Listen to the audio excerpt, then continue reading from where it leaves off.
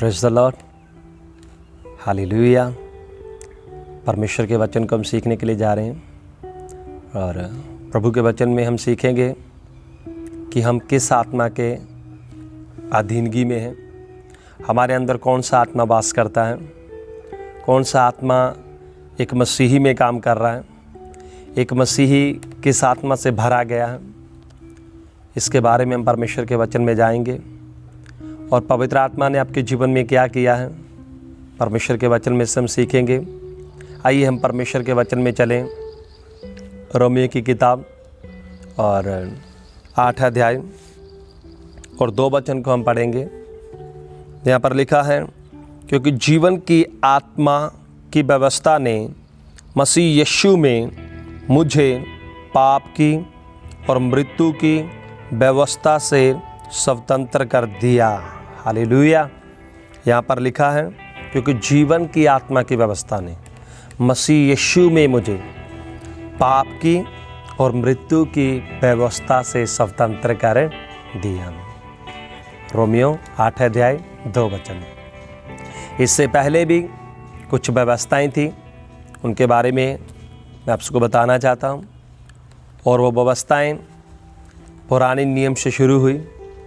यहाँ पर अगर आप इस वचन को देखते हो तो 3 प्रकार की व्यवस्था के बारे में यहाँ पर लिखा है। जीवन की आत्मा की व्यवस्था और पाप की व्यवस्था और मृत्यु की व्यवस्था। ये 3 व्यवस्थाएं मनुष्य जाति में काम कर रही हैं और पहली 2 व्यवस्थाओं से मसीह की आत्मा ने आपको और मुझे आज़ाद कर दिया है। और जिस व्यवस्था ने आपको और मुझे पहली 2 व्यवस्थाओं से आज़ाद किया है, वो व्यवस्था कौन सी है, इसको सीखने से पहले हम ये सीखेंगे पहली 2 व्यवस्थाएं कौन सी थी और वो मनुष्य जाति के ऊपर किस प्रकार प्रभाव किए हुए थी, उसके बारे में हम देखने जा रहे हैं। और वो 2 व्यवस्थाएं जो थी वो पाप की व्यवस्था थी और मृत्यु की व्यवस्था थी। और 7 अध्याय की 23 वचन में जब आप देखते हैं तो पौलुस बोलता है, वो पाप की व्यवस्था मेरे शरीर के अंगों में काम कर रही है। तो जो पहली 2 व्यवस्थाएं हैं, वो 2 व्यवस्थाएं पुराने नियम से मानव जाति के शरीर में प्रवेश हुई। पहली 2 व्यवस्थाओं ने मानव जाति की आत्मा और प्राण और शरीर को अपने नियंत्रण में लिया। और वो 2 नियम, 2 व्यवस्थाएं एक मनुष्य को चला रही थी। पहली व्यवस्था आदम के पाप में गिरने के कारण मनुष्य के शरीर में आई, जो पाप की व्यवस्था थी। आदम के पाप में गिरने के बाद सब मनुष्यों के शरीरों में प्राकृतिक रूप से ही पाप की व्यवस्था काम करने लगी। किसी भी मनुष्य को पाप करने के लिए सिखाने की ज़रूरत नहीं है। अपने आप से ही एक व्यक्ति पाप के अधीन है। अपने आप से ही, अपने खुद के विचारों से ही, अपने खुद के कामों से ही, अपने खुद की आदतों से ही एक व्यक्ति पाप के अधीन है। एक व्यक्ति सबको जानते हुए, एक मनुष्य सबको जानते हुए कि जो भी मैं बुरा कर रहा हूँ, जो भी मैं बुरा देख रहा हूँ, बुरा सोच रहा हूँ, बुरा सुन रहा हूँ और बुराई में ज़िंदगी जी रहा हूँ, ये मेरे लिए सही नहीं है, ये मुझे नहीं करना चाहिए, ये मेरे लिए गलत है, ये मेरे भविष्य के लिए गलत है, ये मेरे परिवार के लिए सही नहीं है, इसका मुझे एक दिन बुरा फल मिलेगा। ये सब बातें जानते हुए भी एक मनुष्य उस व्यवस्था में जी रहा है। क्यों? क्योंकि वो व्यवस्था ऑटोमेटिकली, कुदरती तौर पर, प्राकृतिक रूप में अपने आप से ही एक व्यक्ति के शरीर में घुस गई है पाप में गिरने के कारण। आदम के शरीर में आप और मैं, सारी मानव जाति पाप में चली गई है, पाप में गिर गई है। और इस प्रकार आदम की देह से संपूर्ण मनुष्य जाति के शरीर में पाप की व्यवस्था ने प्रवेश किया। और इस प्रकार एक व्यक्ति ना चाहते हुए भी पाप में जी रहा है। एक व्यक्ति ना चाहते हुए भी पाप को कर रहा है, क्योंकि वो पाप की व्यवस्था के अधीन हो चुका है। उसके शरीर के अंग, उसकी ज्ञानेंद्रियां पाप की व्यवस्था के अधीन हो चुकी हैं। उसके मन के विचार, उसकी कल्पनाएं, उसकी इच्छाएं पाप की व्यवस्था के अधीन हो चुकी हैं। और वो व्यक्ति कई बार अपने विवेक में बहुत दुखी होता है अपने पाप के कारण, लेकिन फिर भी वो अपने आप को रोक नहीं सकता। उस पाप को करने किए बिना वो रह नहीं सकता, वो पाप को किए बिना वो जी नहीं सकता, क्योंकि व्यवस्था लगातार उसके शरीर के अंगों को नियंत्रण किए हुए हैं। और मेरे प्रियो, इसके बाद जो दूसरी व्यवस्था शुरू हुई, वो व्यवस्था परमेश्वर के द्वारा, यहोवा परमेश्वर के द्वारा अपने दास मूसा नबी को दी गई। और वो व्यवस्था परमेश्वर ने पुराने नियम में इज़राइलियों को पाप की व्यवस्था से छुड़ाने के लिए वो व्यवस्था को दिया। परमेश्वर ने इसलिए उस व्यवस्था को दिया ताकि मनुष्य को पाप से बचाया जा सके। वह व्यवस्था को परमेश्वर ने इसलिए दिया ताकि मनुष्य को बताया जाए, अगर तुम ये पाप करोगे तो उसका ये बुरा नतीजा तुम्हारे सामने आएगा। और दूसरी व्यवस्था मूसा के द्वारा, परमेश्वर के सेवक के द्वारा इज़राइल को परमेश्वर ने दी। और वो व्यवस्था मनुष्य जाति को या इज़राइलियों को पाप से बचाने के लिए परमेश्वर ने दी थी।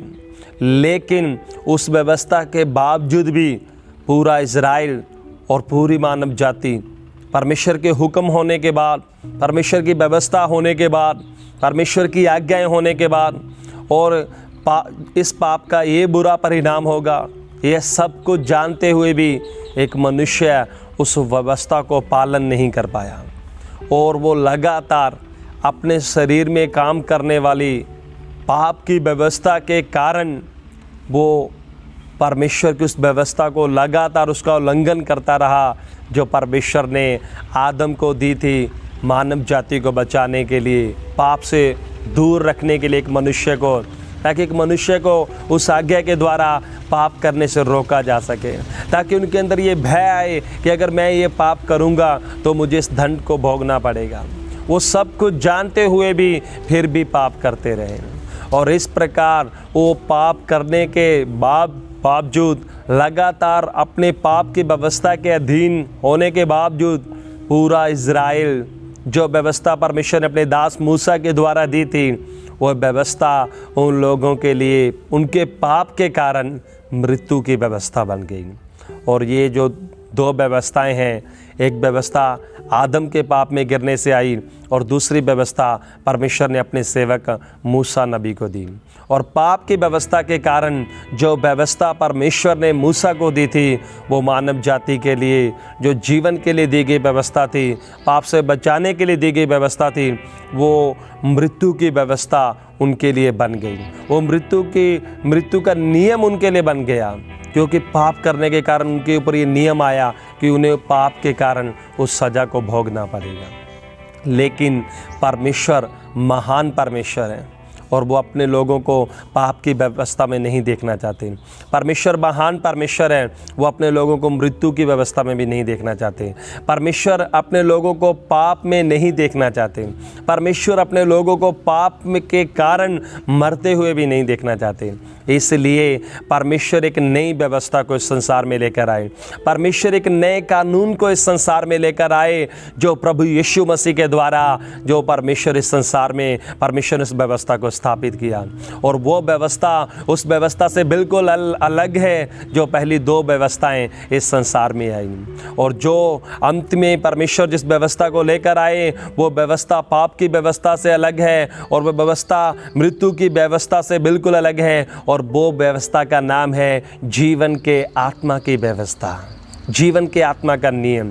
और इस व्यवस्था को लाने वाला एक ही मनुष्य था संपूर्ण मानव जाति के लिए, प्रभु यीशु मसीह, जो संपूर्ण मानव जाति के लिए परमेश्वर के जीवन की आत्मा को लेकर आए। अब आप और मैं जीवन की आत्मा के अधीन में हैं। अब आप और मैं पाप की व्यवस्था से और मृत्यु की व्यवस्था से छुड़ाए गए हैं। अब हम उनके अधीन नहीं हैं। पुराने नियम में कोई भी मनुष्य नहीं था, कोई भी ऐसा नबी या कोई भी ऐसा परमेश्वर का दास नहीं था जो परमेश्वर के लोगों को पाप और मृत्यु की व्यवस्था से छुड़ा सके। प्रभु के बहुत सारे सेवक आए, उन्होंने प्रभु का बहुत बड़े बड़े परमेश्वर के काम किए, बहुत परमेश्वर उनके द्वारा काम किए, लेकिन वो भी इस बात में असफल रहे कि मनुष्य को पाप से और मृत्यु की व्यवस्था से छुड़ाया जा सके। लेकिन प्रभु यीशु मसीह ने इसे स्थापित किया और यीशु मसीह ने जीवन की आत्मा को मानव जाति के लिए खोल दिया। अब मसीह यीशु में आपको और मुझे जीवन की आत्मा की व्यवस्था मिली है। आप और मैं जीवन की आत्मा में हैं। अब मेरे प्रियो, आप और मैं जीवन के आत्मा के द्वारा स्वतंत्र किए गए हैं। हमारे लिए सबसे बड़ी खुशखबरी है, हमारे लिए सबसे बड़े आनंद की बात है।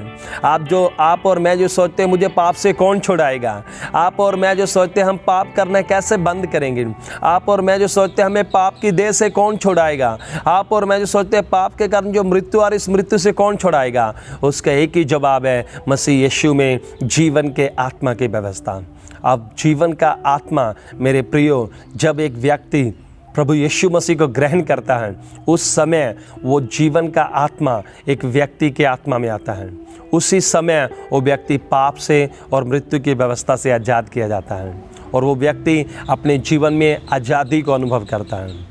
और पवित्र आत्मा जीवन, परमेश्वर के जीवन को आपकी आत्मा में लेकर आए हैं। पवित्र आत्मा का सबसे पहला कार्य आपकी आत्मा में जो शुरू हुआ है वो परमेश्वर के जीवन को आपकी आत्मा में लेकर आए हैं। पवित्र आत्मा आपकी आत्मा में जीवन का आत्मा बनकर आए हैं मेरे प्रियो। और पवित्र आत्मा के द्वारा, जो पवित्र आत्मा आपके अंदर आ चुके हैं, उस पवित्र आत्मा के द्वारा परमेश्वर के जीवन को आप अपने अंदर अनुभव कर सकते हैं। पवित्र आत्मा के द्वारा आप परमेश्वर के जीवन को एक्सपीरियंस कर सकते हैं अपने जीवन के अंदर। परमेश्वर सिर्फ ये नहीं चाहते कि आप परमेश्वर के जीवन के संदेश को सुने, परमेश्वर सिर्फ ये नहीं चाहते कि आप परमेश्वर के जीवन के बारे में सीखें, परमेश्वर ये चाहते हैं कि आप परमेश्वर के जीवन को अनुभव करें हर दिन। जिस प्रकार गिरावट में गिरने से पहले आदम अनुभव करता था, जिस प्रकार प्रभु यीशु मसीह जो पवित्र आत्मा से भरे हुए थे, वो परमेश्वर के जीवन को हर दिन अपने अंदर लिए हुए थे, वो परमेश्वर के जीवन को अनुभव करते थे। उसी प्रकार आपके अंदर भी जो आत्मा प्रभु यीशु मसीह के अंदर था, वो ही पवित्र आत्मा आपके और मेरे अंदर है और हम उस पवित्र आत्मा के द्वारा परमेश्वर के जीवन को अनुभव कर सकते हैं। मेरे प्रियो, जब आप यूहन्ना की किताब 7 अध्याय और 38 वचन को पढ़ते हैं तो प्रभु यीशु मसीह कहते हैं, जो कोई मुझ पर विश्वास करेगा उसके अंदर से जीवन के जल की नदियाँ बह निकलेंगी। और वहाँ पर लिखा है, ये वचन प्रभु यीशु मसीह ने पवित्र आत्मा के बारे में लिखा है, ये वचन प्रभु यीशु मसीह ने पवित्र आत्मा के बारे में कहा। मेरे प्रियो, आप और मैं ना सिर्फ अपनी आत्मा के अंदर बल्कि अपने हृदय के अंदर भी परमेश्वर के जीवन को अनुभव करें। हम अपने हृदय के अंदर से परमेश्वर के जीवन को महसूस कर सकते हैं। परमेश्वर का जीवन हमारे हृदय को भरता है जिस समय पवित्र आत्मा हमारे अंदर आता है। पवित्र आत्मा के द्वारा आप परमेश्वर के जीवन को अनुभव कर सकते हैं। पवित्र आत्मा आपके अंदर जीवन के आत्मा के रूप में आपके अंदर आए हैं। अब जिस आत्मा से आप भरे गए वो जीवन का आत्मा है। अब जीवन के आत्मा के द्वारा आप आज़ाद किए गए। ये आपके लिए सबसे बड़े आनंद का विषय है, ये आपके लिए सबसे बड़ी खुशी की बात है। आइए इस बात को लेकर हम आनंदित हो जाएं और प्रभु की उपस्थिति में हम प्रार्थना के लिए चलेंगे। आइए सब आंखें बंद करें। स्वर्गीय महान पिता, धन्यवाद करते हैं पिता परमेश्वर, हम जो पाप और मृत्यु की व्यवस्था के अधीन थे, लेकिन पिता अपने मसीह यीशु में हमें पाप और मृत्यु की व्यवस्था से स्वतंत्र कर दिया है। मसीह यीशु में हमारे लिए ये सबसे बड़ी खुशखबरी है, ये सबसे बड़ा आनंद का विषय है। हम जो सोच रहे थे कि हम कैसे पाप से आज़ाद होंगे, हम जो सोच रहे थे हम कैसे मृत्यु से आज़ाद होंगे, प्रभु आपने हमारे लिए ये आज़ादी के कार्य को, ये उद्धार के कार्य को, ये जीवन के कार्य को आपने हमारे लिए संपूर्ण किया। पवित्र आत्मा, आप जिस उद्देश्य के साथ हमारी आत्मा में आए हैं और जिस उद्देश्य को आप हमारे जीवन में उंडेल रहे हैं, हमारे हृदय को हर दिन परमेश्वर के जीवन से भरते चले जा रहे हैं, प्रभु पवित्र आत्मा आपके कार्य को समझने के लिए हमें अनुग्रह दीजिए। पवित्र आत्मा, हम अपने आप को आपके हाथों में समर्पण करते हैं। धन्यवाद हमारी प्रार्थना को सुनने के लिए, प्रभु यीशु के नाम में मांगते हैं, आमीन। प्रभु आप सबको आशीष करे। जय मसीह की।